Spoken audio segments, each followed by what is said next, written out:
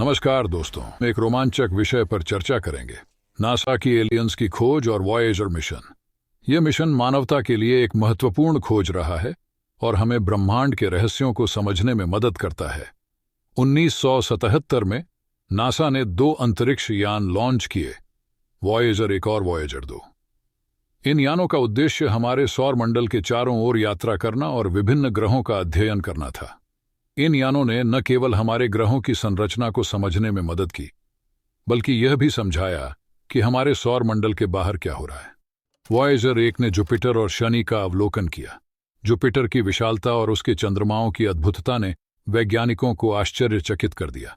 Voyager 1 ने Jupiter के चारों ओर घूमने वाले चंद्रमा जैसे कि गानीमेड और ईओ की जानकारी दी।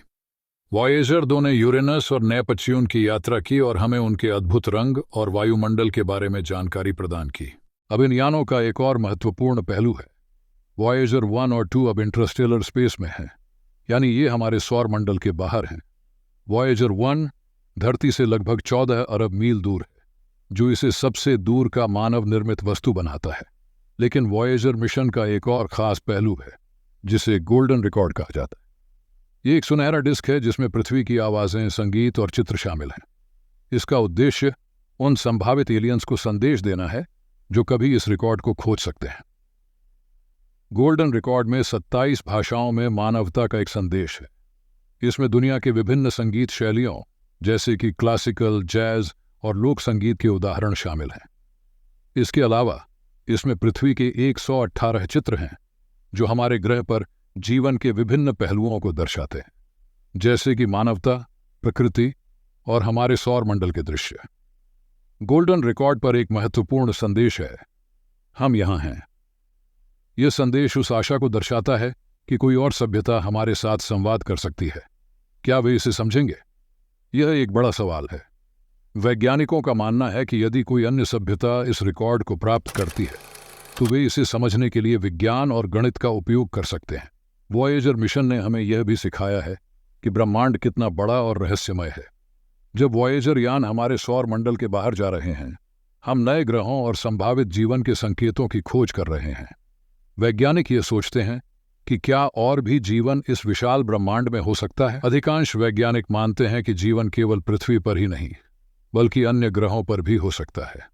हाल ही में वैज्ञानिकों ने मंगल और बृहस्पति के चंद्रमा यूरोपा पर जीवन के संकेतों की खोज की है।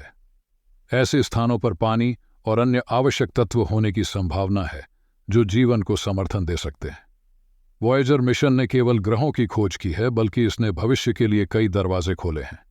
नए मिशन जैसे कि जेम्स वेब स्पेस टेलीस्कोप और अन्य अंतरिक्ष यान हमारे ब्रह्मांड के गहरे रहस्यों को खोजने के लिए तैयार हैं।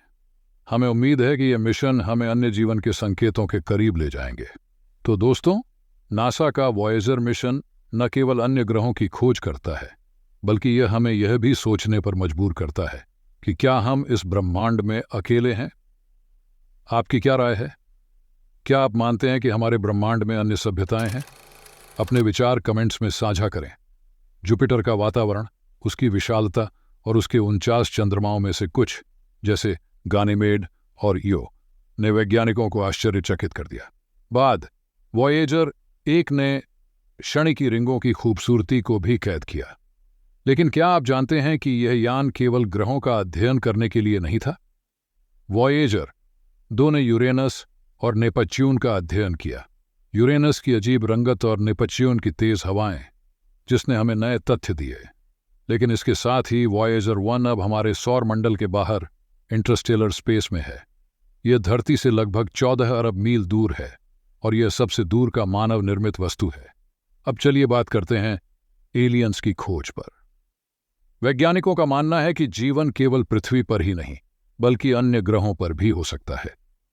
हाल के वर्षों में मंगल और बृहस्पति के चंद्रमा यूरोपा पर पानी और जीवन के संकेतों की खोज हुई है। ये स्थान जीवन के लिए उपयुक्त हो सकते हैं।